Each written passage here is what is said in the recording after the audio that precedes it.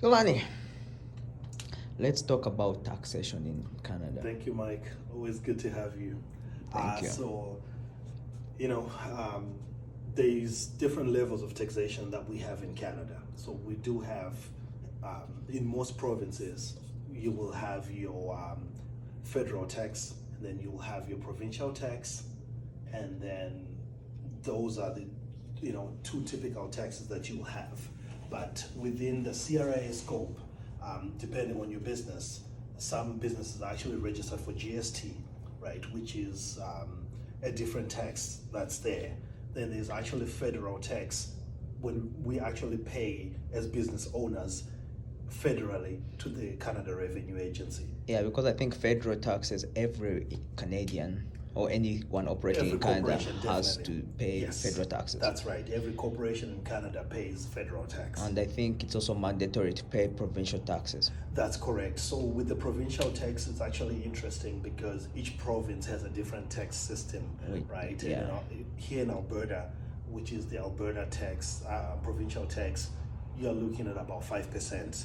But that being said, there is what they call the small business deduction, where each province actually tries to give an incentive to the businesses that are registered in that province to continue to do business. So they can compete with other provinces as well, right? That's right. So when it comes to deadlines, let's talk about people who file taxes. What happens when they do not file taxes? I think it's end of April, or when does it? Yeah, so thanks for bringing that point, Mike. So you typically April 30th is the deadline for the personal tax returns. Yeah. June 15th is the deadline for self-employed or sole proprietorships. Mm-hmm. Then June 30th is the deadline for corporations. Okay. So if you do miss those deadlines, the Canada Revenue Agency ends up applying penalties and late fees on any outstanding amounts. Okay. And there are some people who have not done taxes for like 5 years. What's the best advice? How do you help them?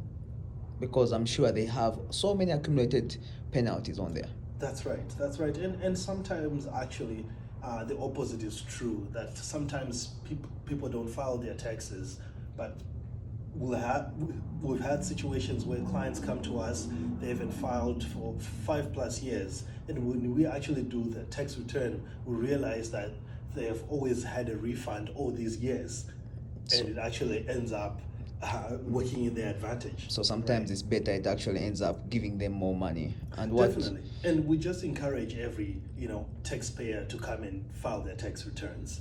So people should not really be worried that since they've passed the deadlines, they should not at least they should check to make sure that they know what their standing is, right? Definitely. And we do encourage that even after the deadline has passed, still file your tax return, because if you're owing on that, the penalties just get worse from there if you don't file it. I see. Yeah.